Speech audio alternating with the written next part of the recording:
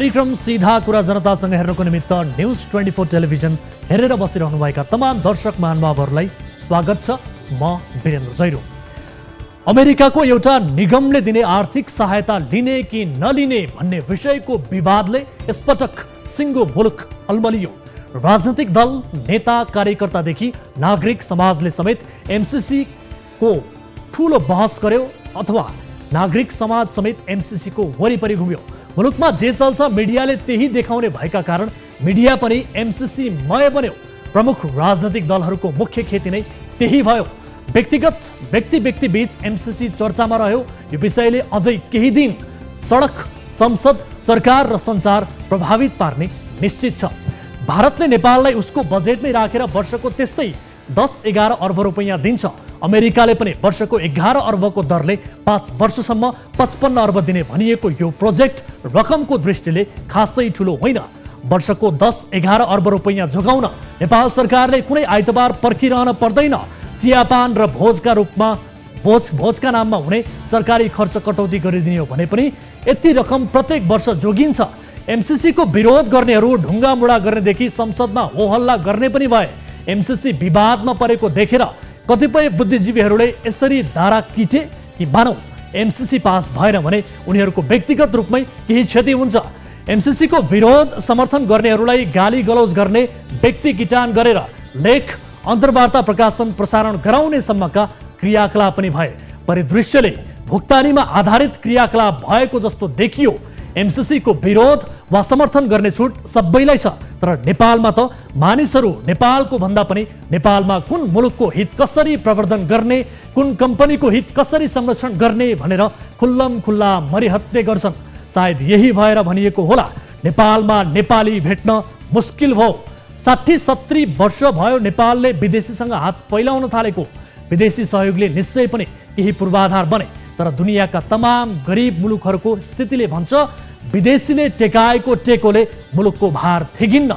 मुलुकभित्रको सरकार, नीति निर्माता र जिम्मेवार व्यक्तिहरू जबसम्म सिरियसली स्थिति सुधार गर्ने भनेर लागि पर्दैनन् तबसम्म स्थिति सुध्रिँदैन। दूध, पानी, चिनी, चियापत्तीको उचित संयोजन भएन भने, एक कप चिया त मिठो हुँदैन भने देश सुधार्ने कुरा यस्तो लैबरीको तालले सम्भव छैन।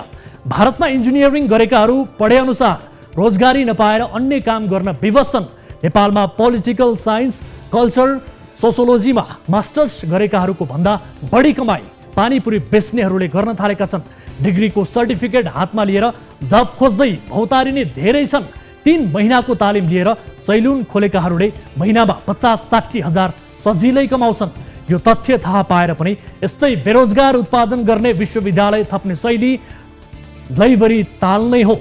युवालाई चाहिएको सिप नदिने, भएको बजेट खर्च गर्न नसक्ने तर विदेशी अनुदानको नाममा कोकोहोला मचाउनु पर्ने यो गतिको अर्को नाम हो दुर्गति।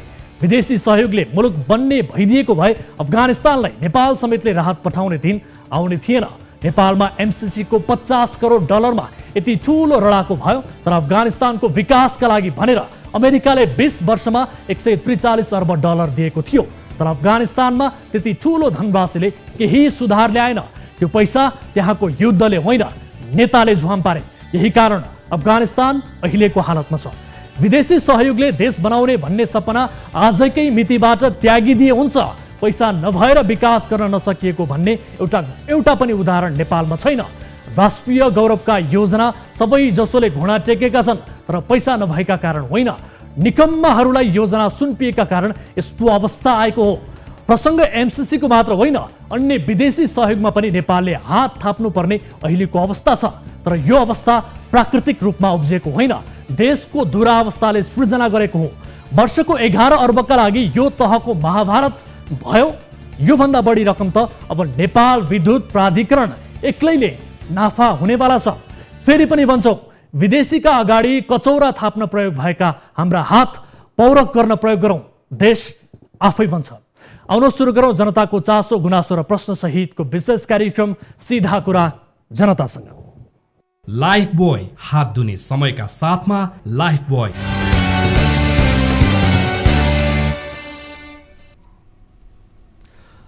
ब्रेकपछि स्वागत छ दर्शक महानुभावहरू। कार्यक्रम सीधा कुरा जनतासँगको नयाँ श्रृङ्खलामा आज पनि उपस्थित भइसकेका छौँ।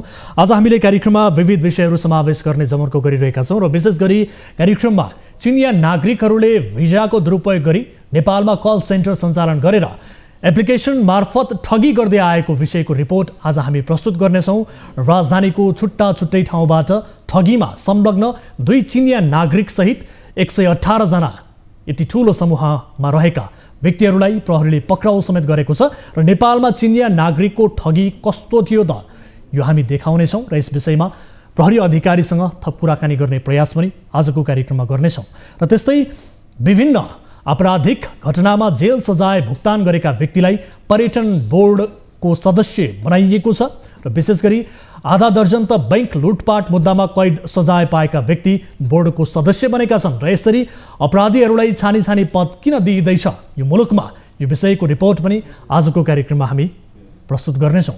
र त्यस्तै गत कार्यक्रममा समय अभावले प्रस्तुत हुन नसकेको शाश्वत सहकारी संस्थाको रिपोर्ट पनि आजको कार्यक्रममा हामी प्रस्तुत गर्नेछौँ र विशेष गरी कार्यक्रममा पीडित निक्षेपकर्ताहरूको गुनासो समेटिएको रिपोर्ट प्रसारण भएसँगै यो सहकारी संस्थाका सञ्चालक पक्राउ परेका छन् र सहकारी सञ्चालकबाट पीडित बनेका सहकारीका अन्य कर्मचारीहरू समेत हाम्रो सम्पर्कमा आएका छन्। यो विषयको रिपोर्ट आज हामी प्रस्तुत गर्नेछौँ।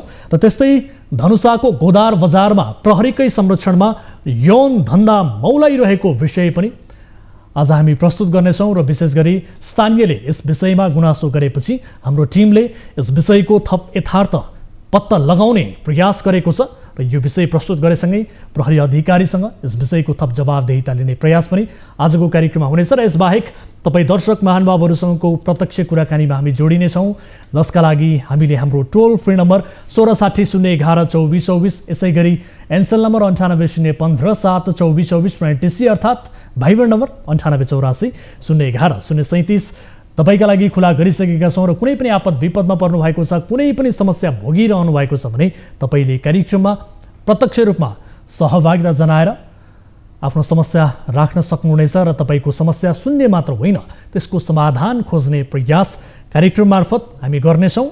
र देश विदेश जहाँ जस्तो सुकै अवस्थामा हुनुहुन्छ तपाईले हामीलाई भिडियो सम्पर्क मार्फत पनि सम्पर्क गरेर आफ्ना समस्याहरू, आफ्ना गुनासाहरू र समाजमा देखिएका कुनै पनि विकृति विसङ्गति उप खबरदारी गर्न सक्नुहुनेछ। त्यस्ता विषयको जानकारी गराउनुहोस् र त्यस विषयमा देशैभर रहनुभएका हाम्रा टिभी जर्नलिस्टहरू मार्फत थप फलोअप गर्दै त्यसको थप यथार्थ बुझ्दै ती विषयहरूलाई कार्यक्रममा समावेश गर्दै सम्बन्धित सरोकारवाला निकायसँग जवाबदेहिता लिने प्रयास हामी गर्नेछौँ भन्दै कार्यक्रमको सुरुवात गरौँ ताली र गालीबाट। यसअघि हामीले सोधेको प्रश्न थियो, एमसिसीको विपक्षमा नेकपा माओवादी केन्द्र र समाजवादी उभिए भने पक्षमा मतदान गर्न नेकपा एमाले तयार हुन्छ भन्नेले तालीमा र हुँदैन भन्नेले गालीमा भोट गर्नुपर्ने थियो, जसअनुसार 42.88% अर्थात् 280 जनाले तालीमा र 57.12% अर्थात् 373 जनाले गालीमा मत जाहेर गर्नुभएको छ। यो मतलाई आधार मान्दा मतदान गर्न नेकपा एमाले तयार हुँदैन भन्नेमा बढी मत देखिएको छ, अर्थात् गालीमा बढी मत परेको छ। अब ताली र गालीका लागि आजको प्रश्न, आइसिसी टी20 विश्वकप छनौटको निर्णायक प्रतिस्पर्धामा नेपाली टोली युएसँग पराजित हुनुलाई भाग्यले साथ नदिएको भन्ने मात्रै अर्थ लगाउन मिल्छ भन्नेले तालीमा र मिल्दैन भन्नेले गालीमा भोट गर्नुहोला। हाम्रो पात्रको एप्लिकेसनमा गएर ताली र गालीका लागि भोट गर्न सक्नुहुनेछ र भोटिङ सुरु हुन्छ। अब दर्शक महानुभावहरू, अब आजको विषयतर्फ यहाँको ध्यानाकर्षण गराउन चाहन्छु। काठमाडौँमा कल सेन्टरको आवरणमा मोबाइल ह्याकिङ गर्ने धन्दा सञ्चालन भइरहेको खुलासा भएको छ।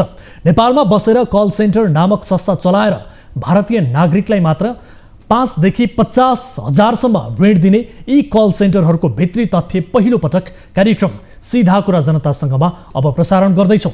यो धन्दा सञ्चालन गर्न भारतीय र चिनिया समेत लागि परेका छन्। डार्क वेब बसेर प्ले स्टोरमा नभेटिने एप्स भारतीय नागरिकको मोबाइलमा पठाइन्छ अनि हुन्छ गैर कानुनी कारोबारमा बैमानी गर्न खोज्नेको मोबाइल ह्याक गरेर ब्ल्याकमेलिङसम्म हुने गरेको प्रहरी स्रोतको दावी छ। यस्तो धन्दामा संलग्न 118 जना पक्राउ पनि परेका छन्। यो विशेष रिपोर्ट हेर्नुहोस्। कल सेन्टरको आवरणमा भारतीय नागरिकलाई ऋण दिने र मोटो रकम कमिसन लिने गरेको बुझिएको छ। दिएको ऋण फिर्ता नगर्नेहरूको गोप्य डकुमेन्ट ह्याक गरेर ब्ल्याकमेलिङ पनि गर्ने गरेको स्रोतको दाबी छ। कल सेन्टरको नाममा ह्याकिङ धन्दा। काठमाडौँका धेरै ठाउँमा अहिले कल सेन्टरहरू खुलेका छन्। यी सेन्टरहरू विधिवत रूपमा कम्पनी रजिस्ट्रारको कार्यालयमा दर्ता छन्। यिनीहरूले विभिन्न वस्तु तथा सेवाको प्रवर्धन गर्ने भन्ने उद्देश्य राखेर सञ्चालन भइरहेका छन्। तर यही कल सेन्टरको आवरणमा ह्याकिङ हुने गरेको छ। एउटै कल सेन्टरमा 2000 सम्म युवाहरूलाई काममा राखिएको छ। उनीहरूले विशेष गरी डार्क वेबमा गएर भारतीय एपहरू सञ्चालन गर्छन्।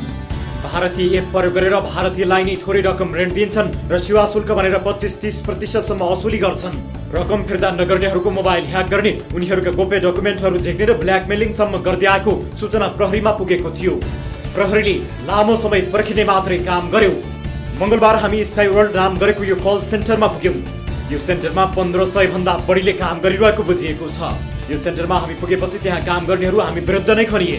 उनीहरूले हामीले पाएको रोजगारीमा तपाईँहरू किन चासो राख्नुहुन्छ, यो काम गर्दा देशलाई के घाटा छ भन्ने प्रश्न गर्दै हाम्रो काममा अवरोध गरे। स्काई वर्ल्डको क्रियाकलापबारे महानगरी प्रहरी वृत्त बानेश्वरमा धेरै पहिले नै सूचना पुगेको थियो। तर वृत्तले चासो राखेन। त्यसपछि यो सूचना प्रहरीका अन्य युनिटहरूमा पनि पुग्यो।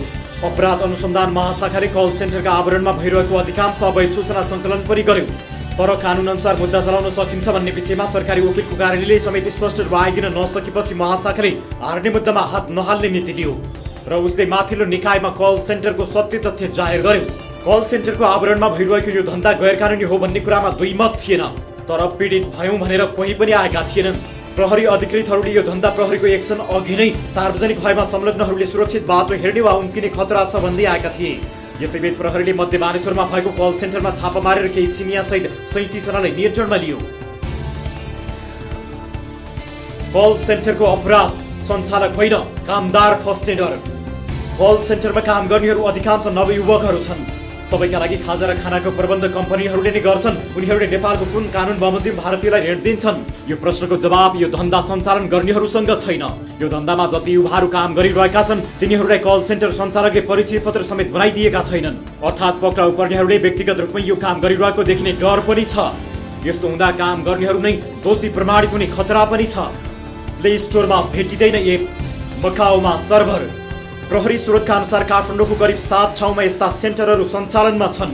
चितवन सहित अन्य केही जिल्लामा पनि चलिरहेका छन्। 5000 देखि 50,000 सम्म ऋण भारतीय नागरिकलाई मात्र यिनीहरूले प्रवाह गर्दै आएका छन्। यस्तो ऋण लिन प्रयोग हुने एप्स प्ले स्टोरमा खोज्दा भेटिँदैन। सबै क्रियाकलाप डार्क वेबबाट भारतीय मोबाइल नम्बरबाट पठाउने गरिन्छ। त्यस्तो एप डाउनलोड गरेपछि ऋण लेनदेन हुन्छ। डार्क वेबबाट यस्तो कारोबार हुने भएको कारण इन्टरनेट डिस्कनेक्ट गर्नासाथ कुनै पनि डाटाहरू कम्प्युटर वा ट्याबमा रहिरहँदैनन्। सर्भर समेत मकाउमा रहेको बताइन्छ। भारतमा ऋण दिइने भए पनि यो भारतको बैंकिङ प्रणाली मार्फत हुँदैन र भारतमा पनि यस किसिमको आर्थिक कारोबारलाई गैर कानुनी मान्ने गरिएको छ। महानगरीय प्रहरीले यो धन्दामा संलग्नहरूलाई हतारमा पक्राउ त गर्यो, तर पक्राउ गरिएकाहरू विरुद्ध कुन मुद्दा लगाउने भन्ने टाउको दुखाइ तत्काल उब्जियो। कानुन अभावकै कारण पक्राउ परेकाहरू तुरुन्तै छुट्ने सम्भावना रहेको बताइन्छ।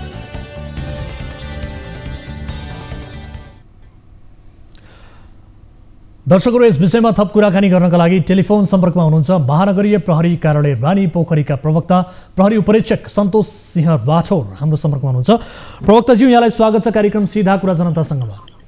हस्, धन्यवाद। हजुर, अब कल सेन्टरमा चाहिँ कल सेन्टरको आवरणमा ह्याकिङ धन्दा सञ्चालन भइरहेको खुलासा भएको छ। सबैभन्दा पहिले त यो घटनाको थप विवरण दिनुहोस् न। अब तपाईँले पाएको सूचना सही हो। हजुर, हिजो राति चाहिँ बानेश्वर एरियाबाट र आज यता भक्तपुरको सानोठिमी एरियाबाट हामीले छापा मारेर केही व्यक्तिहरू नियन्त्रणमा लिएका छौँ। अब यो सूचना चाहिँ हामीलाई अलि पहिले नै प्राप्त भएको थियो कि अवैध किसिमको चाहिँ विद्युतीय कारोबारको माध्यमबाट, विद्युतीय उपकरणको माध्यमबाट अवैध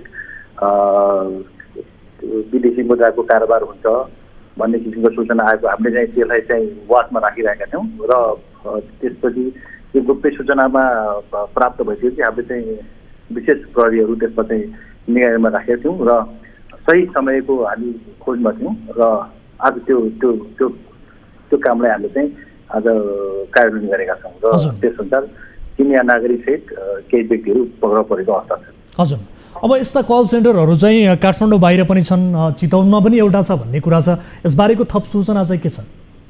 अब यस कुरामा हामी अति गम्भीर छौँ, अलिक सिरियसली लागेकै छौँ। अब आजको मिटिङसम्ममा अहिलेसम्ममा हामीले 2टा यस्तो कल सेन्टरहरू हाम्रो नियन्त्रणमा आइसकेको अवस्था छ र अझ अन्य ठाउँमा पनि यस्तो किसिमको अवैध धन्दाहरू चलिरहेको भन्ने आशंका छ। अब यो अहिले भ्यालीभित्रमा चाहिँ अहिले हाम्रो अलिक बढी फोकस छ। आउट अफ भ्यालीमा पनि हामीले सम्बन्धित सेक्टरमा हामीले सम्बन्धित प्रहरी कार्यालय मार्फत हामीले निगरानी चाहिँ बढाइसकेका छौँ।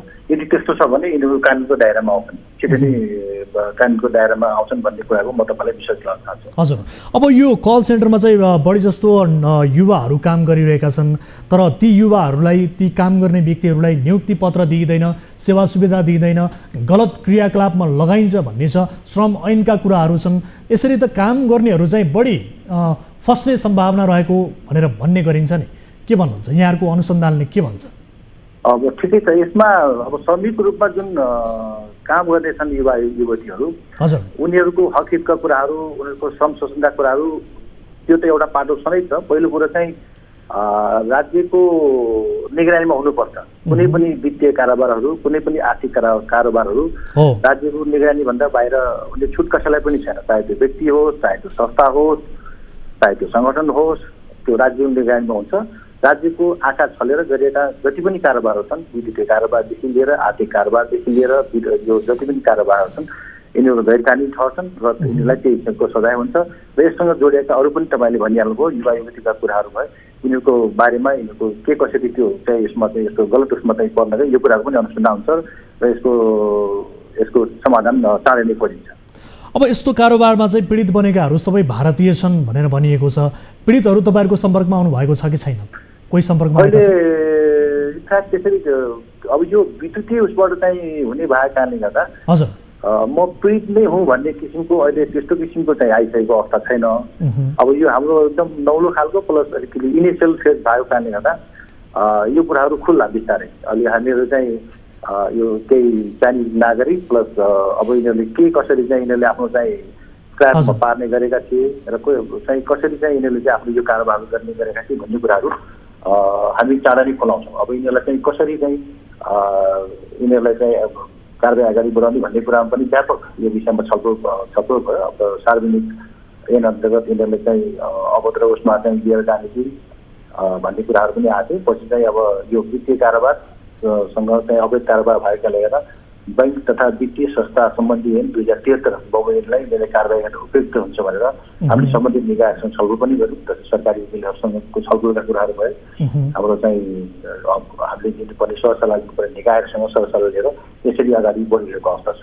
र यसै अनुसार बानेश्वरमा पक्राउ परेका यिनीहरूलाई चाहिँ अदालतबाट सम्मानित अदालतबाट 5 दिनको म्याद गरेर अनुसन्धान अगाडि बढाएको छ र भक्तपुरको हकमा पनि लगभग हामी त्यही मोडालिटीमा जान्छौँ होला। ठिक छ, अब यस्तो खालको क्राइममा चाहिँ यसअघि प्रहरीले अनुसन्धान गरेको छ कि छैन, त्यस्ता दृष्टान्तहरू छन् कि छैनन्? यो कस्तो खालको क्राइम हो, यसलाई चाहिँ तपाईँहरूको अनुभवले चाहिँ के भन्छ? अलिकति स्पष्ट हुने गरी भनिदिनुहोस् न।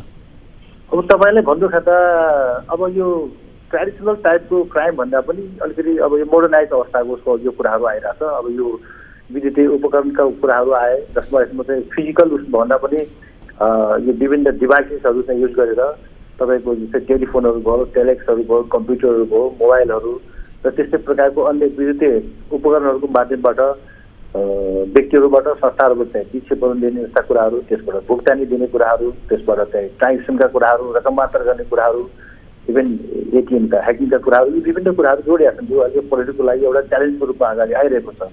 समय समाज आधुनिकरण हुने क्रममा क्राइमका यिनीहरू पनि द्रुत हिसाबले अगाडि बढिरहेको छ र त्यसलाई पछ्याउने क्रममा सर्वोच्चसँग सँगसँगै र त्यसलाई चाहिँ ट्र्यापमा पार्ने उसमा चाहिँ हामी लागिरहेका छौँ र केही हदसम्म हामी सफल भइरहेको अवस्था पनि छ। ठिक छ, अब हामीलाई जानकारी प्राप्त भएअनुसार र हामीले रिपोर्टमा समेत समावेश गरे अनुसार डार्क वेबमा बस्ने र एप्लिकेसन विशेष गरी प्ले स्टोरमा समेत नदेखिने किसिमका गतिविधिहरू छन् भन्ने देखिएको छ। यसबारे तपाईँहरूको अनुसन्धानले भन्न मिल्ने जति के छ, के पाउनु भएको छ, यसबारे बताइदिनुहोस्। तपाईँले सोधिहाल्नु भयो, ठिक छ, म तपाईँको जिज्ञासालाई पनि चाहिँ हाम्रो अनुसन्धानलाई आसन्न पर्ने गरी भेट्ने प्रयास गर्नेछु। हजुर, अब तपाईँले भने जस्तै डार्क वेबमा चाहिँ देखिने भन्ने टाइपको एउटा आफ्नो ठाउँमा छँदैछ। त्यसमा चाहिँ एउटा लोन क्युब भन्ने एउटा एप्सहरू हुँदो रहेछ। त्यसमा तपाईँको रुपी भन्ने यिनीहरूले अहिले युज गरेको त्यो प्राविधिक कस्तो देखिन आएको छ। त्यसपछि रुपी वे भन्ने चाहिँ यिनीहरूको चाहिँ आफ्नो छुट्टै किसिमको एउटा एप्स हुँदो रहेछ। त्यो माध्यमबाट चाहिँ सर्टन व्यक्तिहरूलाई चाहिँ तपाईँको चाहिँ सर्टन किसिमको एमाउन्ट 5,000देखि 45,000सम्मको थियो। पहिला चाहिँ विभिन्न किसिमको प्रलोभनका कुराहरू आए, आश्वासनका कुराहरू आए, अथवा त्यसपछि इजी मनी भन्ने हिसाबले चाहिँ यिनीहरूले प्रलोभन दिएर चाहिँ यिनीहरूलाई त्यसमा ट्र्यापमा पार्यो। बाँकी चाहिँ तिनीहरूलाई ढाक धम्की विभिन्न किसिमको चाहिँ दिएर त्यसलाई वसुल गर्ने कुराहरू यसमा चाहिँ सुरुको यसमा चाहिँ खुल्ला आएको छ। अन्य कुराहरू चाहिँ पछि बिस्तारै खुल्दै जानेछ। अब नेपाली युवाहरूलाई चाहिँ ह्याक गर्न पनि सिकाएको छ भनेर भनिएको छ होइन, यसबारे पनि केही भन्न मिल्छ सर? उहाँहरूलाई सिकाइएको हो ह्याक गर्नका लागि? सिकाउने भन्नाले अब अहिलेको यसमा चाहिँ सरसरी हेर्दाखेरि 20 देखि 25 वर्षसम्मका युवा युवतीहरू बढी चाहिँ यसमा चाहिँ अट्याक भएको देखिन्छ। अब अहिलेको एउटा विद्युत भनौँ, एउटा आधुनिक उसको चाहिँ यो सञ्चार उसको एउटा विद्युत उसमा भनौँ, यसमा अलिक केही पढेका उसमा चाहिँ यिनीहरूलाई युज गर्न सहित पनि भयो र एउटा यिनीहरूलाई एउटा सर्टिन प्रलोभनमा पाएको एउटा सर्टिन चाहिँ अब खाना खर्च र अब केही कुराहरूको आर्थिक प्रलोभन दिएर यसो 5-7 घन्टा 2-4 घन्टा चाहिँ त्यसमा अल्झेको भरमा आफ्नो चाहिँ जो हुन्छ गुजारा चल्छ भन्ने हिसाबले त्यसरी परेका हुन्। र इन्टेन्सनली अब यो चाहिँ ठुलो किसिमको अपराध हो भन्ने हिसाबले त्यसरी नपरेको पनि हुनसक्छ। त्यो बाटोमा पनि हामीले चाहिँ अक्षर हामीले चलाउनेछौँ र जो दोषी छ, जो चाहिँ यसको चाहिँ योजनाकार हो, जसले चाहिँ यसबाट अवैध रूपमा चाहिँ आम्दानी गरेर चाहिँ हामीलाई चाहिँ राज्यलाई उसलाई चाहिँ घाटा पुर्याउने कामहरू गरिरहेको छ, त्यसको चाहिँ बदनाम गर्ने खोजिरहेको छ। त्यो चाहिँ पक्कै पनि कानुनको कब्जामा आउनेछ। र बाँकी इन्टेन्सनली नभएर चाहिँ अब त्यो अनजानको रूपमा आएका जुन तपाईँले भन्नुभयो त्यस्ता खालका छन् भने अनुसन्धानको दौरानमा त्यो कुराहरू चाहिँ अवश्य पनि छुटिन्छ र यिनीहरूको कसुर अनुसार यिनीहरूले गरेका चाहिँ कसुर अनुसार यिनको त्यो क्राइममा भएको इन्भल्भमेन्ट अनुसार यिनले पक्कै पनि पनिसमेन्ट पाउनेछन् र हामी त्यही अनुसार अगाडि बढ्नेछौँ। ठिक छ, अब अन्तिममा यो बताइदिनुहोस्, जस्तो अब तपाईँहरूले जुन मान्छेहरू पक्राउ गर्नुभएको छ यी मान्छेहरूलाई कुन कानुनमा मुद्दा चलाउने, किनभने कानुन पनि अभाव छ भन्ने कुरासम्म आइरहेको छ, कुन कानुनमा मुद्दा चलाउने? अब होइन, यस्तो हुन्छ, अब कानुन समयअनुसार कानुनको पनि परिमार्जन हुन्छ। अब अहिले हामीले चाहिँ गरेको अनुसार यो बैंक तथा वित्तीय संस्था सम्बन्धी ऐन 2073 भन्ने हाम्रो चाहिँ यसमा एक्टिभ हुन जान्छ। यसमा चाहिँ कुनै पनि वित्तीय प्रणालीप्रति राज्यको एउटा हुन्छ, निगरानी हुन्छ, त्यसमा चाहिँ उसको चाहिँ कन्ट्रोल हुन्छ। त्यसमा सर्वसाधारणको विश्वसनीयताको चाहिँ त्यसमा चाहिँ कायम रहनुपर्छ। त्यसमा चाहिँ निश्चयताको चाहिँ तपाईँको हकको संरक्षणका कुराहरू आउँछन्। यी विभिन्न कुराहरूलाई चाहिँ हामीले राज्यले ध्यान दिएको हुन्छ र त्यसैमाथि पनि कुनै पनि उसमा वित्तीय संस्थाहरू जुन राज्यको निगरानीमा हुन्छ त्यसको चाहिँ स्थापनाका कुराहरू भए, त्यसका सञ्चालनका कुराहरू भए, त्यसका व्यवस्थापनका कुराहरू भए, त्यसको चाहिँ नियमनका कुराहरू भए, निरीक्षण र सुपरिवेशनका कुराहरू, यो सबै चाहिँ राज्यको निगरानीमा हुनुपर्छ। यो निगरानीभन्दा बाहिर आएर अहिले तपाईँले भने जस्तै यो चाहिँ अवैध रूपमा चाहिँ कारोबार उसमा आउँछ, त्यसमा चाहिँ पक्कै पनि त्यो चाहिँ राज्यको उसमा चाहिँ त्यो कसुर ठहरिन्छ। त्यस्तो कसुरमा चाहिँ यसले चाहिँ इजाजत पत्र नलिएको अवस्थाहरू हुनसक्छ, इजाजत नलिएर वित्तीय कारोबार गरेको हुनसक्छ, त्यसमा चाहिँ गलत झुटा विवरण चाहिँ उसले पेश गरेर चाहिँ कारोबार गर्न सकेको अवस्थाहरू हुनसक्छ र इजाजत पत्र दिइसकेको अवस्थामा पनि तपाईँले चाहिँ उसले जुन हिसाबले दिएको त्यो हिसाबले नगरेर अवैध रूपले उसले चाहिँ गरेको उसमा चाहिँ यसलाई कसुर ठहर्ने देखिन्छ त्यसमा बैंक तथा वित्तीय संस्था ऐन 2073 तर यी सबै कुराहरू चाहिँ अहिलेको प्राविधिक दृष्टिबाट हेर्दाखेरि तपाईँहरूको जुन विषयमा हामी एकछिनमा कुरा गरिरहेका छौँ त्यो कुराहरू यसमा समेटिएको पाइँदैन। त्यसकारण चाहिँ यिनीहरूले चाहिँ बकाइदा यो अनुसार चाहिँ कसुर गरेको ठहरिन्छ नै, किनकि अवैध रूपमा त्यो गर्न कसैलाई छुट छैन। र तपाईँले कसुरको कुरा पनि गर्नुभयो, यसको दण्ड सजायको कुरा पनि गर्दाखेरि यिनीहरूको कसुरको मात्र हेर्ने, यसमा चाहिँ तपाईँले भन्नुभयो यसमा युवा युवतीको जुन समानताका कुराहरू आए, यसमा जुन मास्टर प्लान गर्ने मान्छेको कुराहरू होला, यिनीहरूको कसुरको उसमा हेरेर अब केही कुरा यिनीहरूको चाहिँ बिगो छ भने तिनीहरूको बिगो जफत हुने अवस्थाहरू पनि हुन्छ। त्यति मात्रमा बिगो जफत गरिसकेपछि तपाईँको त्यो बिगो बराबर प्लस बिगोको 3 गुणा बढी उसलाई गरिबानका कुराहरू हुन्छन् र यसलाई चाहिँ कैद सजायका पनि चाहिँ पनि व्यवस्था गरिएको कानुनमा व्यवस्था गरिएको म तपाईँले निवेदन गर्न चाहन्छु। हस् प्रवक्ताजी, यहाँलाई सबै जानकारीका लागि धन्यवाद दिन चाहन्छु। ल समयको लागि पनि धन्यवाद। दर्शक महानुभावहरू, यस विषयमा हामी फलोअप पक्कै पनि गर्नेछौँ, किनभने काठमाडौँ बाहिर पनि यस्ता कल सेन्टरहरू अवैध रूपमा चलिरहेका छन्। चिनिया नागरिकको प्रत्यक्ष संलग्नतामा नेपाली युवाहरूलाई प्रयोग गरेर यस किसिमको अवैध धन्दा चलिरहेको बारे सूचना प्राप्त भएको छ। काठमाडौँ बाहिर पनि यस्ता थुप्रै कल सेन्टरहरू छन् भन्ने किसिमको जानकारी आइरहँदा यो विषय पक्कै पनि हाम्रो फलोअपको विषय रहनेछ। र कानुन अभाव छ, सोही कारण पनि यी पक्राउ परेका मानिसहरूलाई कुन कानुनमा मुद्दा लगाउने भन्ने किसिमको अलमल पनि रहिरहँदा विशेष गरी यस विषयमा पनि हामीले स्पष्ट रूपमा जवाफ लिएका छौँ प्रवक्ताज्यूको, र यो विषयलाई हामी फलोअप गर्नेछौँ। भने अर्को विषयतर्फ यहाँको ध्यानाकर्षण म यति बेला गराउन चाहन्छु। नेपाल पर्यटन बोर्ड पर्यटन प्रवर्धन गर्ने थलो भन्दा पनि विवाद सृजना गर्ने केन्द्र जस्तै बन्यो। कार्यकर्ता, पैसावाल र प्रभावशालीहरूलाई राजनैतिक नियुक्ति दिने ठाउँ जस्तो मात्रै बनिरहेको बोर्डमा हालै एक नयाँ सदस्य नियुक्त भए। ती सदस्य हुन् लीला लामा।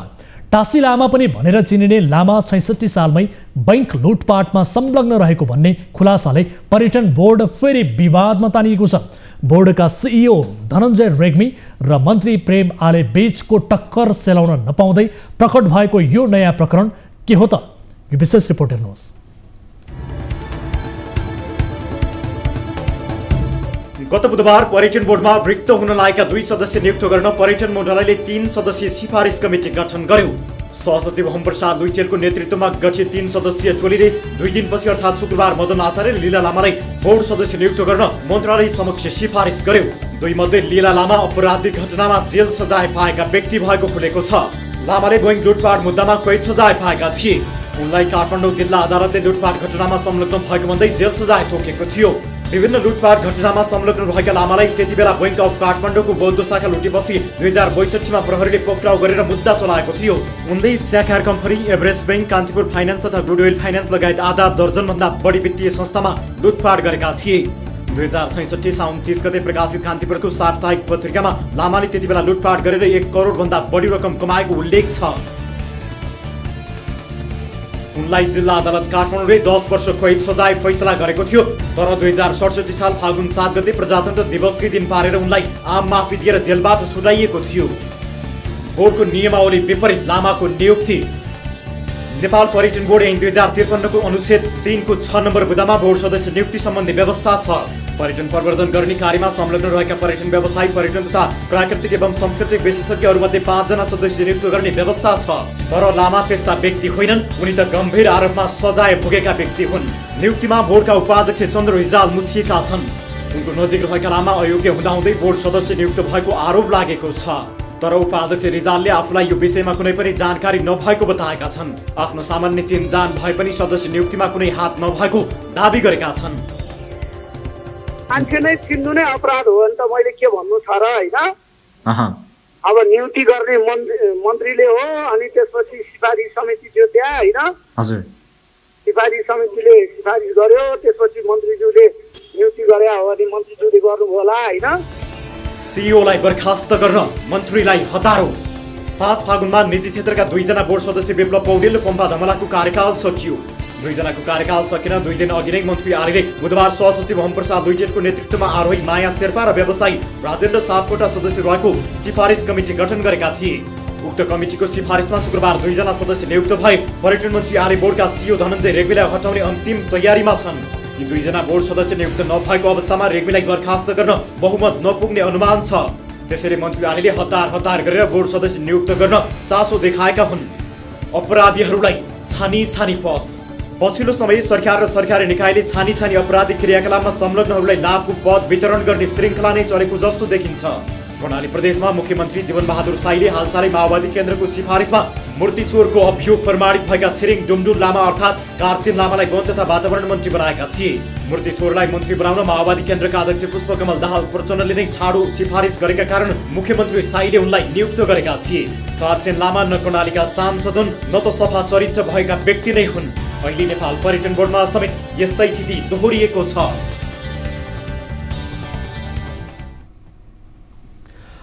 दर्शकहरू, यस विषयमा थप कुराकानी गर्न हामीले पर्यटन बोर्ड सदस्यमा नियुक्त लामासँग पटक पटक सम्पर्क गर्ने प्रयत्न गर्यौं, तर सम्पर्क हुन सकेन। यो घटनालाई यसरी लुकाइएको छ कि यस विषयमा हामीले सिफारिस समितिका संयोजक तथा पर्यटन मन्त्रालयका सहसचिव ओम प्रसाद लुइटेलसँग पनि सम्पर्क गर्ने प्रयास गऱ्यौँ।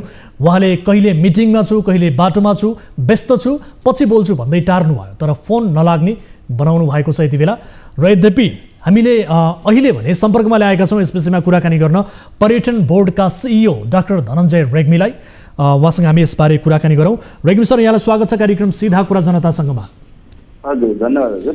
हजुर, अब धेरै किसिमको अनियमिततामा चाहिँ नाम जोडेर तपाईँलाई बोर्डबाट हटाउन स्पष्टीकरण सोधिएको थियो होइन? तपाईँलाई चाहिँ हटाएर सदाचार देखाउन खोजेको बोर्डमा बैंक लुट्ने व्यक्तिलाई सदस्य बनाइएको भनेर खबर आयो, के भन्नुहुन्छ? हजुर, बैंक लुट्ने अथवा त्यो बारेमा मलाई त्यति जानकारी छैन। मन्त्रालयबाट 2 जनालाई मन्त्री स्तरीय निर्णयबाट अहिले पर्यटन बोर्डको कार्यकारी समितिमा 3 वर्षको लागि नियुक्ति दिएको भन्ने जानकारी चाहिँ प्राप्त भएको छ पत्रबाट। हजुर, त्यसमा चाहिँ मदन आचार्यजी हुनुहुन्छ, जुन एउटा लामो समयदेखि पर्यटन क्षेत्रमा कार्यरत व्यक्ति हो र उहाँलाई म पर्सनली पनि चिन्दछु र लामो समयदेखि पर्यटन क्षेत्र यो बोर्डमा नहुँदा पनि उहाँले आफ्नो विज्ञता अनुसार आफ्नो सुझावहरू सल्लाहहरू समय समय भेटेर दिने गर्नुहुन्थ्यो र उहाँ एउटा पर्यटनको राम्रो छवि भएको, राम्रो बुझेको व्यक्ति हो। र अर्को लामाजीको, लीला लामाजीको पनि कुरा आएको छ, उहाँको पनि पत्र प्राप्त भएको छ। त उहाँलाई व्यक्तिगत रूपमा उहाँ कस्तो हो भन्ने कुरा म जान्दिनँ। पत्र पत्रिकामा केही कुराहरू मैले नि पढेको छु। अब यो कुराहरूमा मेरो त्यति मलाई चाहिँ जानकारी नभएकोले मैले केही भन्न चाहिन्न। तपाईँको चिन्जान उहाँसँग छ कि छैन? यसअघि तपाईँको सङ्गत, तपाईँको चिन्जान छैन लामाजीसँग? उहाँको पृष्ठभूमिबारे मैले देखेको व्यक्ति हो, हजुर, चिनेको छु एक प्रकारले। तर अब त्यसरी पर्यटन व्यवसायी अथवा यो इन्डस्ट्रीको त्यति नजिकबाट नचिनेको हुनाले अब चिन्न त म पर्यटन बोर्डमा हुँदाखेरि अब मैले त्यहाँ आजभोलि अब पर्यटन क्षेत्रमा लागेका धेरैलाई चिन्छु। केही क्रममा उहाँ पनि एक दुईचोटि भेटिनु भयो, तर उहाँको सम्पूर्ण उहाँले के कारोबार गर्नुहुन्छ, केमा संलग्न हुनुहुन्थ्यो, उहाँको विगत वर्तमानमा म त्यति पर्सनल कुराहरूमा त्यति उहाँको बारेमा जानकारी छैन। त्यसो भए यस्ता व्यक्तिलाई जो पर्यटन क्षेत्रमा कामै गरेका छैनन् त्यस्ता व्यक्तिलाई पर्यटन क्षेत्रमा यो बोर्डमा सदस्य बनायो भने पर्यटनको प्रवर्धन हुन्छ के ठान्नुहुन्छ? खास भनेको पर्यटन बोर्डको सुरुदेखि नै जुन संरचना हो यसमा चाहिँ सुरुमा जब गठन गरिएको थियो त्यो सुरुमा लिएर आउने बेला नै विशुद्ध पर्यटनमा लागेका इन्भेस्टमेन्ट गरेका साथीहरूले आफूले नै उठाएको आफूले गरेको व्यापारबाट केही पर्सेन्टहरू दिएर भए पनि हामी पर्यटन बोर्ड सञ्चालन गर्छौँ भन्ने एउटा छुट्टै उद्देश्यले उहाँहरूको लगानीमा यसलाई चाहिँ एउटा छुट्टै कन्सेप्टका साथ PPP मोडलमा ल्याइएको हो।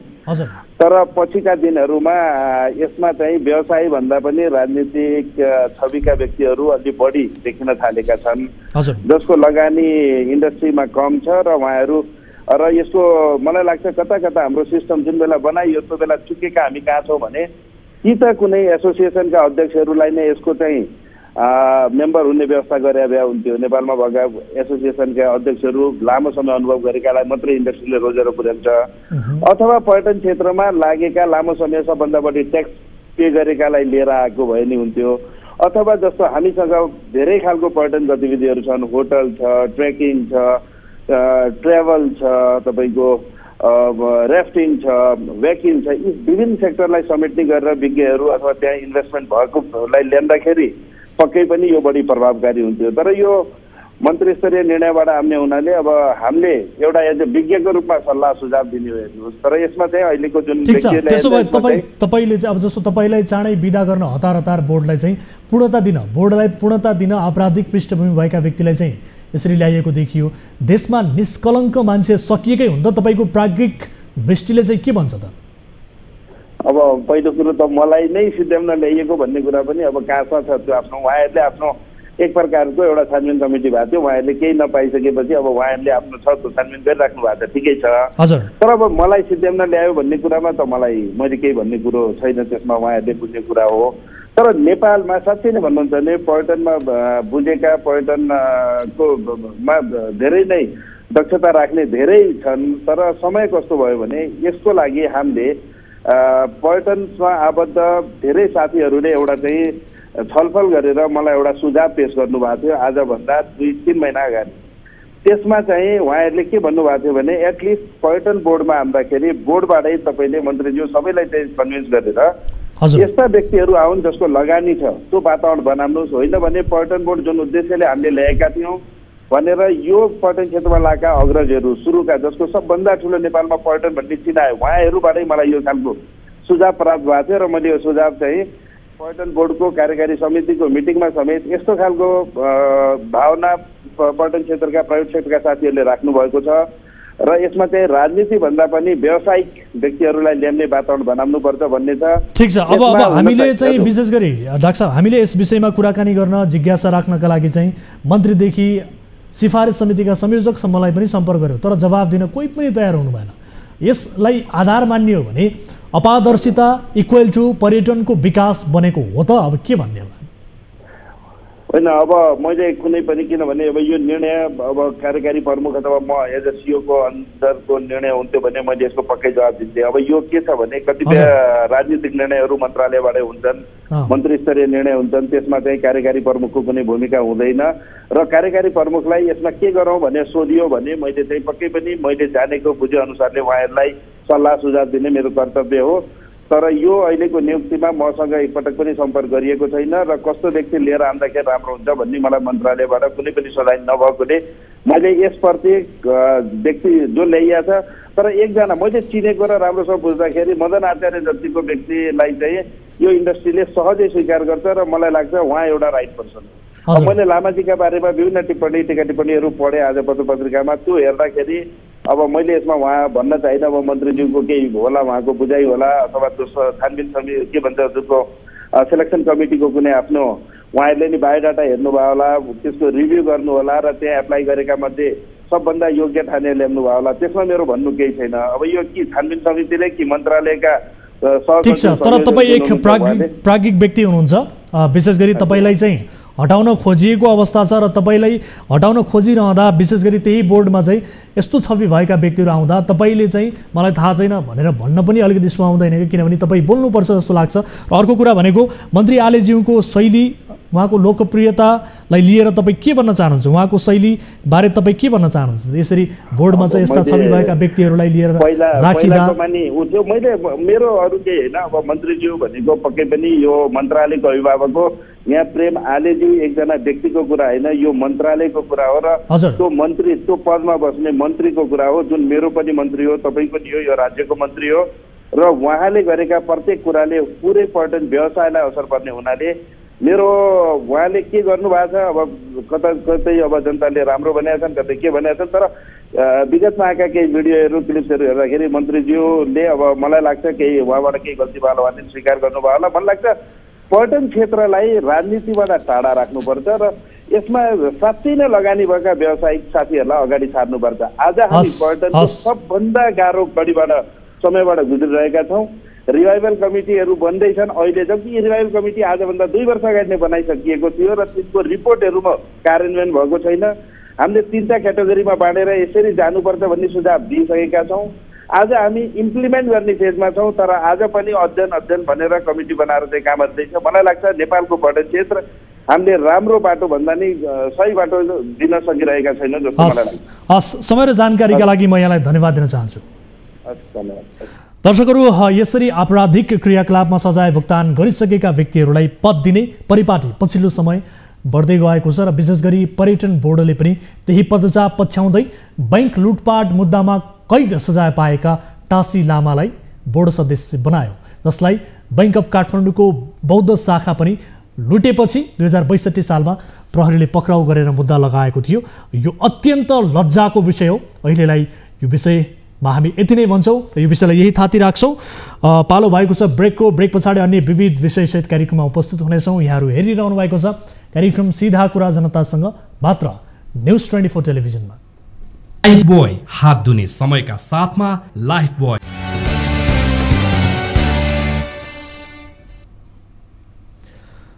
ब्रेकपछि स्वागत छ दर्शकहरू कार्यक्रम सीधा कुरा जनतासँगमा। अब अर्को विषय, बाँच्नका लागि कुनै पनि नारीले देह व्यापारको सहारा लिन नपरोस्। देह व्यापारमा नारीलाई मात्र दोषी देख्ने सामाजिक दृष्टि पनि त्रुटिपूर्ण छ। देह व्यापारमा महिलालाई दोषी देखाउने तर धन्दाका सञ्चालक चाहिँ अरू नै कोही हुन्छन् भने यस्तो कुरा अझै आपत्तिजनक हुन्छ। धनुषामा देह व्यापार मौलाउँदै गएको रिपोर्ट प्राप्त भएको छ। महिलालाई व्यापारमा लगाएर नाफा कमाउने होटल व्यवसायी र देखे पनि नदेखे चाहिँ गर्ने प्रहरीबारे प्रश्न उठ्न थालेको छ। स्थानीयले भनिरहेका छन् जिल्लामा देह व्यापार फस्टायो, नियन्त्रण भएन। धनुषाबाट टिभी जर्नलिस्ट दिलीप सहनीले पठाएको यो रिपोर्ट हेर्नुहोस्। प्रहरीकै संरक्षणमा होटल, लज तथा विभिन्न ठाउँमा यौन धन्दा हुने गरेको तथ्य नौलो होइन। प्रहरीले यस्ता कार्य रोकथाम तथा न्यूनीकरणमा लाग्नुपर्ने हो। उल्टै प्रहरीको संरक्षणमा अनैतिक क्रियाकलापको अवस्था कहाली लाग्दो छ।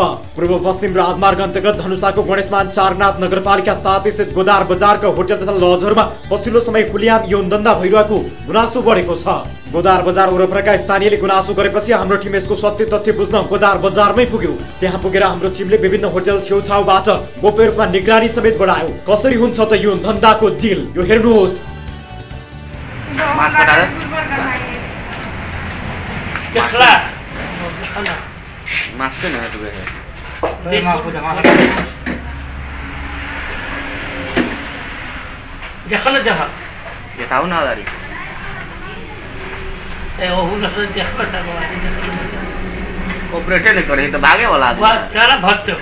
प्रहरीले नै लिन्छ यौन धन्दा बापतको रकम। पछिल्लो समय यहाँ यस्ता क्रियाकलाप प्रहरीकै संरक्षणमा हुने गरेको स्थानीयको आरोप छ। स्थानीयहरूले यौन धन्दा हुने गरेको भनेर पटक पटक प्रहरीको ध्यान आकर्षण गराए पनि यौन धन्दा झन् फस्टाउँदै गएको छ। होटल सञ्चालकले मासिक मोटो रकम बुझाएर प्रहरीको मुख बन्द गराउँदै आएको स्थानीयहरू बताउँछन्। होटल में गलती काम चले है, पुलिस प्रशासन अबे है, सब महीना खाई है, महीना खा के सबटा जाई है। ऐठिन गाड़ी रात रात के भरबे रात गाड़ी अबे है, गाड़ी लगबे है, सब खराब काम करे है। घर के आदमी बिगड़ सके, काल हम ही जानी छे, हमहू बिगड़ सकबे ना। वो नंगमिया ओहन काम नहीं हुआ चाहिए, तेहन काम हुआ चाहिए से गांव निमन रह चाहिए। गोदार शहर बाजार नहीं से ओहन हेते होइ जा। करिब 2 महिना अघि स्थानीयहरूले प्रहरी बोलाएर होटलमा छापा मार्न लगाएका थिए। त्यतिबेला प्रहरीले केही यौनकर्मी सहित मानव होटल, रेस्टुरेन्ट एन्ड लजका सञ्चालक राजेन्द्र शाहलाई समेत पक्राउ गरेको थियो। तर बिना कुनै कारबाहीको प्रहरीले सञ्चालक शाहलाई छाडेको स्थानीयहरू बताउँछन्। त्यसकारण अहिले पनि देह व्यापार प्रहरीको संरक्षणमा फस्टाउन थालेको स्थानीयको आरोप छ।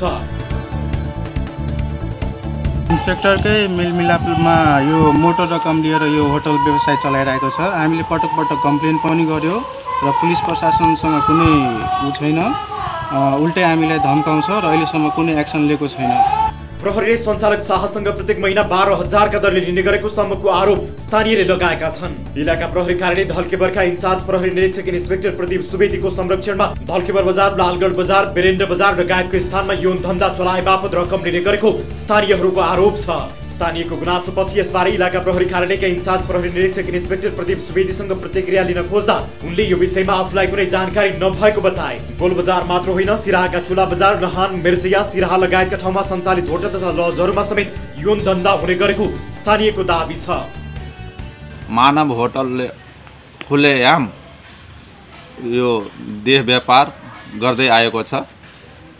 उसको हामीलाई यहाँ स्थानीय बासिन्दाहरूलाई धेरै अप्ठ्यारो, धेरै चिन्तित, धेरै दुःख दिइरहेको छ। होटल सञ्चालकसँग कुरा मिल्दासम्म शान्त रहने, तर कुरा नमिलेपछि देह व्यापार हुने गरेको भन्दै होटलमा छापा मार्ने शैली प्रहरीको छ भन्ने टिप्पणी हुने गरेको छ। राजी खुसीले होटल तथा लज जाने जोडीलाई पनि कहिले देह व्यापारमा संलग्न भनेर पक्राउ गर्ने, कहिले स्थानीयले दबाब दिँदा पनि वास्ता नगर्ने स्थिति यस क्षेत्रमा रहेको जानकारहरू बताउँछन्।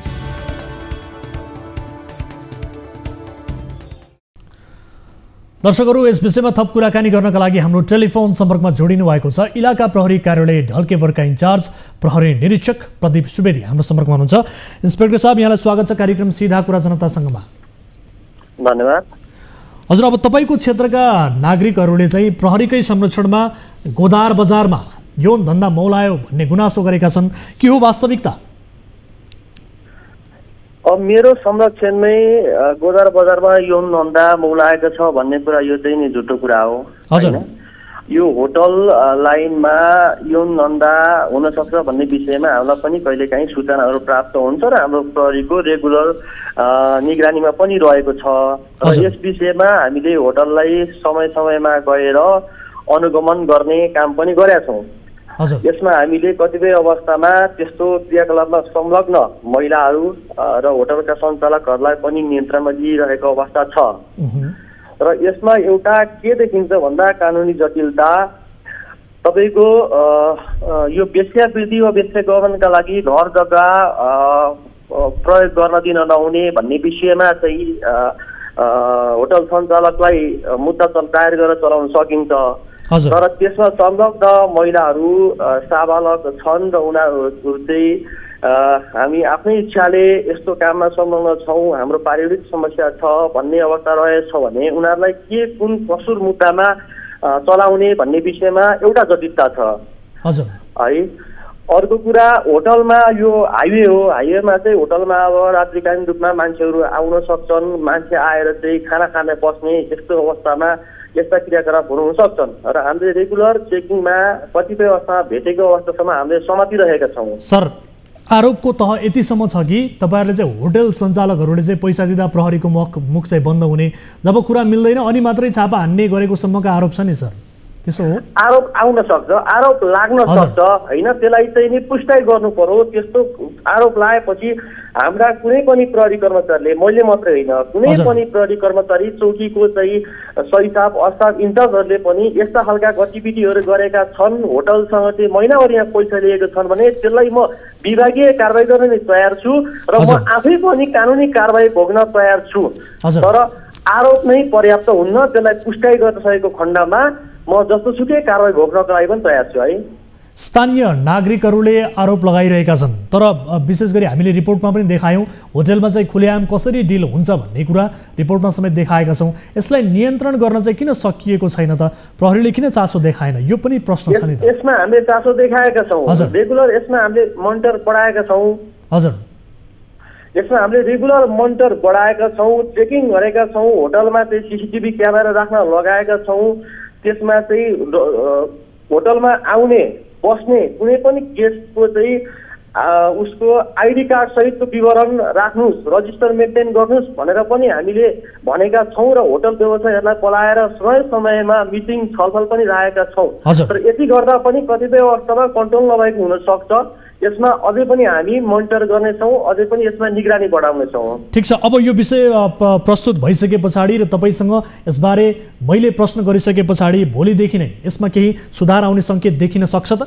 आश्वस्त पार्न सक्नुहुन्छ? भोलिदेखि पनि आउँछ, आज पनि आइरहेछ, हिजो पनि हामीले गरिरहेछौँ। तर यसलाई कसरी निर्मूल पार्ने भन्ने विषयमा हामीले परिचालन गरेर प्राप्त सूचनालाई हामीले चाहिँ नि त्यसलाई सत्य तथ्य भेरिफाई गरेर हामी अगाडि बढेर यसलाई चाहिँ हामी नियन्त्रण गर्न भरमग्दुर प्रयास गर्नेछौँ। हस्, समय र जानकारीका लागि धन्यवाद दिन चाहन्छु। दर्शक महानुभावहरू, उहाँसँग हामीले कुराकानी गऱ्यौँ। स्थानीय नागरिकले गुनासो गरिसके पछाडि धेरै यो क्षेत्रका नागरिकले पछिल्लो समय बजार एरियामा यसरी खुलेआम रूपमा यौन धन्दा मौलाउँदै रहेको, तर प्रहरीले यसको नियन्त्रणका लागि प्रभावकारी भूमिका खेल्न नसकेको गुनासो बढेपछि यो विषयलाई कार्यक्रममा समावेश गरेका छौँ र प्रहरीको ध्यानाकर्षण समेत गराएका छौँ। यद्यपि यस किसिमका गतिविधिहरू विभिन्न ठाउँमा हुने गरेका छन् र यसको नियन्त्रणका लागि प्रहरीले नै सबैभन्दा बढी सक्रियतापूर्वक आफ्नो भूमिका निर्वाह गर्नुपर्ने देखिएको छ। अब अर्को विषयतर्फ यहाँको ध्यानाकर्षण म यति बेला गराउन चाहन्छु।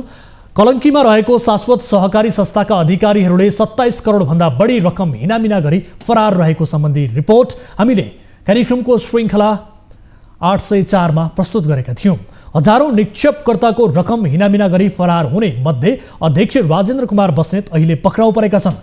सहकारी खोलेर जनताको निक्षेप अपचलन गर्ने मध्येका एक हुन् बस्नेत। 14 करोडभन्दा बढी रकम खाएर भागेका भीमराज गिरी, 5 करोडभन्दा बढी हिनामिना गरेका उत्तम अर्याल अझै समेत सम्पर्कविहीन छन्। सहकारीका यी सञ्चालकहरूले निक्षेपकर्ताहरूलाई मात्र होइन, सञ्चालक समितिकै सदस्यहरू र कर्मचारीहरूलाई समेत पीडित बनाएका छन्। शाश्वतका सञ्चालकहरू समेत हाम्रो सम्पर्कमा आएका छन्। यो विशेष रिपोर्ट हेर्नुहोस्। धेरै बचतकर्ताको करोडौं रकम ठगेर फरार भएका शाश्वत सहकारीका तत्कालीन सञ्चालक राजेन्द्र बहादुर बस्नेत पक्राउ परेका छन्। कलङ्की स्थित शाश्वत सहकारीका संस्थापक अध्यक्ष रहेका बस्नेत शुक्रबार पक्राउ परेका हुन्। कार्यक्रम सीधा कुरा जनतासँगको 804औं श्रृङ्खलामा सहकारीको ठगी धन्दाको पर्दाफास गरेका थियौँ। म रुँदै शाश्वतमा पनि गएँ हेर्नु, मलाई पैसा देऊ भन्न यो बहिनी पनि छँदैछन्।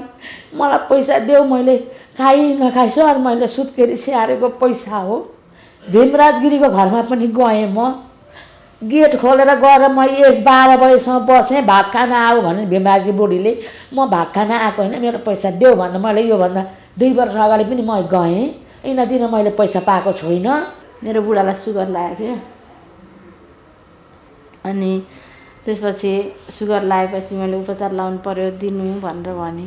त्यसपछि बाउको टेन्सन भयो, बुवा पनि बित्नु भयो। पछि फेरि सासू बिरामी भयो। सासू बिरामी भन्दाखेरि पनि पैसै दिनु भएन, उहाँहरूले दिनै मान्नु भएन। कार्यक्रममा रिपोर्ट प्रसारण भइसकेपछि फरार सहकारीका सञ्चालक पक्राउ गर्न प्रहरीले तदारुकता देखाएको छ। ठगी आरोप लागेका 3 सञ्चालक मध्येका एक राजेन्द्र कुमार बस्नेतलाई प्रहरीले पक्राउ गरेको छ। उनी अहिले महानगरीय प्रहरी वृत्त कालीमाटीको नियन्त्रणमा छन्। यस्तै अन्यको हकमा कारबाही प्रक्रिया अगाडि बढिरहेको प्रहरीले जनाएको छ। सयौं बचतकर्ताको करोडौं ठगी। शाश्वत सहकारीले ठूलो रकम हिनामिना गरेको सन्दर्भमा 2075 जेठ 27 मा सम्पन्न भएको साधारण सभाले छानबिन समिति गठन गर्ने निर्णय गरेको थियो। त्यस लगत्तै 2075 असार 4 गते विकास केसी संयोजकत्वमा 7 जनाको छानबिन समिति गठन भयो।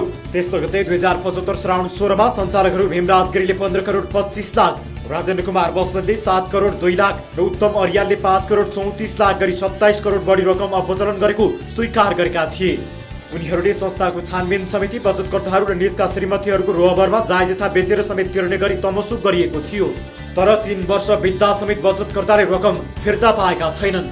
यता सञ्चालक मध्येका राजेन्द्र पक्राउ परेपछि संस्थाका अहिलेका पदाधिकारी समेत खुसी भएका छन्। उनीहरूले हाम्रो कार्यालयमा आएर आफूहरू दोषी नभएको र दोषी ढिलै भए पनि पक्राउ पर्दा पीडितले न्याय पाउने विश्वास व्यक्त गरेका छन्।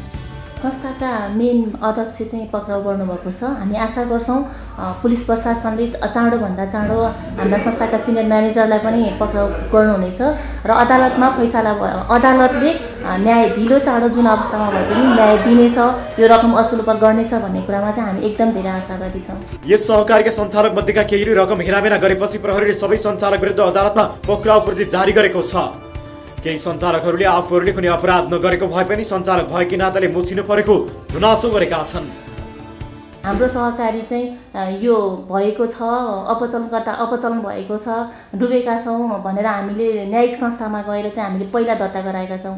त्यसपछि पनि हामी 3 चोटि 4 चोटि जति चाहिँ हामी त्यस ठाउँमा 3 जनालाई राखेर मिटिङहरू पनि भयो। उहाँले एउटा आश्वासन दिनु भइरहेको थियो हामीलाई, हुन्छ हामी गर्दैछौँ भनेर।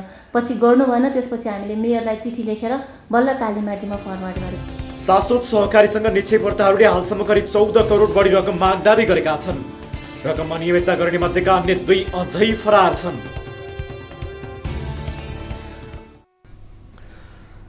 दर्शकहरू, अध्यक्ष राजेन्द्र कुमार बस्नेत पक्राउ परेका छन्। यद्यपि अन्य सञ्चालकहरू अझै पनि पक्राउ पर्न बाँकी छ, फरार रहेका छन् र पीडित बचतकर्ताहरू र सँगसँगै यस सहकारी संस्थामा काम गर्ने पीडित कर्मचारीहरूलाई न्याय दिलाउन जरुरी छ र पीडित बचतकर्ताहरूको रकम असुल उपर गराउन जरुरी छ। यो विषय हाम्रो निरन्तर फलोअपको विषय रहनेछ र पीडितहरूको पक्षमा हाम्रो आवाज निरन्तर रहिरहनेछ भन्दै यति बेला कोही दर्शक जोडिनु भएको छ। कार्यक्रमको अन्तिममा पनि छौँ, उहाँको गुनासो लिन्छौँ। नमस्कार, को बोल्दै हुनुहुन्छ, कहाँबाट? कोही दर्शक हामीसँग जोडिनु भएको थियो आफ्नो समस्या सहित। उहाँसँग कुराकानी गर्ने क्रममा उहाँको टेलिफोन सम्पर्क यति बेला विच्छेद भएको छ। कुनै पनि आपद विपदमा पर्नु भएको छ, कुनै समस्यामा पर्नु भएको छ, कुनै पनि गुनासा छन् र तपाईँ हामीसँग जोडिएर ती गुनासाहरू राख्न चाहनुहुन्छ भने हाम्रो टोल फ्री नम्बर 1660112424, यसै गरी एनसेल नम्बर 9805 72424 र एनटिसी अर्थात् भाइबर नम्बर 9884 011 037 तपाईँका लागि 24 घण्टा खुला छ र विशेष गरी 24 हेल्प डेस्क हामीले सञ्चालन गरिरहेका छौँ। तपाईँका समस्याहरू कार्यक्रम मार्फत मात्र होइन, अन एयरमा मात्र होइन, अफ एयरमा पनि कुनै पनि समस्याहरू समाधान गर्नका लागि हाम्रो टिम कटिबद्ध भएर लागि परेको छ। यो जानकारी म यहाँहरूलाई गराउन चाहन्छु र त्यसकारण पनि समाजमा देखिएका विकृति विसङ्गति विरुद्ध तपाईँ खरो रूपमा उत्रनुहोस्, खबरदारी गर्नुहोस्, ती विषयहरू थप उजागर गर्ने प्रयास हाम्रो तर्फबाट रहनेछ भन्दै कोही दर्शक हुनुहुन्छ टेलिफोन सम्पर्कमा। नमस्कार, को बोल्दै हुनुहुन्छ, कहाँबाट?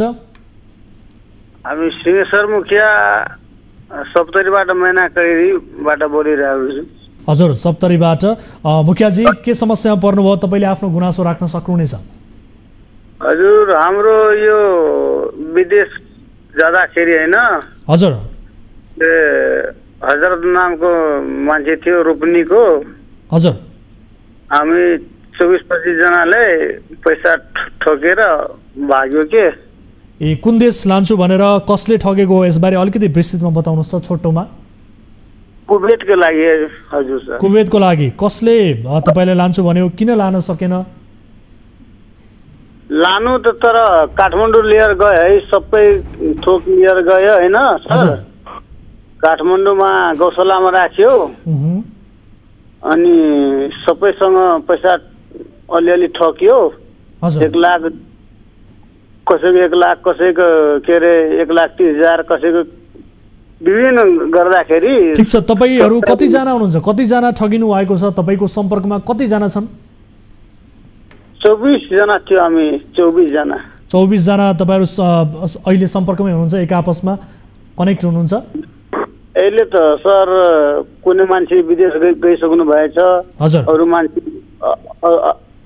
मान्छे घरैमा छु अहिले। हस्, यसबारेको थप विस्तृत जानकारी हामीलाई पठाइदिनु होला हाम्रो टिमलाई। तपाईँले विभिन्न माध्यमबाट हामीलाई सम्पर्क गरेर आफ्नो डिटेल्सहरू पठाउन सक्नुहुनेछ, आफ्ना तथ्य प्रमाणहरू पनि पठाउन सक्नुहुनेछ। हाम्रो टिमले तपाईँलाई सम्पर्क गर्नेछ र जतिजना हुनुहुन्छ हाम्रो सम्पर्कमा आउनका लागि हामी अनुरोध पनि गर्न चाहन्छौँ। अहिलेका लागि म तपाईँसँग छुट्टिन्छु। तपाईँको समस्या समाधान गर्ने कोसिस हाम्रो तर्फबाट रहनेछ भन्दै दर्शकहरू, उहाँसँगको यो कुराकानी सँगसँगै आजलाई कार्यक्रम सीधा कुरा जनतासँगको निर्धारित समय सकिएको छ। कुनै पनि जानकारीहरू तपाईँले गराउनु पर्नेछ, कुनै पनि गुनासाहरू तपाईँले गराउनु पर्नेछ, अन्यायमा पर्नु भएको छ, पीडामा पर्नु भएको छ भने तपाईँले हाम्रो 24 हेल्प डेस्कमा 24 घण्टा विभिन्न माध्यमबाट सम्पर्क गर्न सक्नुहुनेछ भन्दै आजका लागि कार्यक्रम सीधा कुरा जनतासँगबाट म वीरेन्द्र जैरू बिदा हुन्छु। नमस्कार।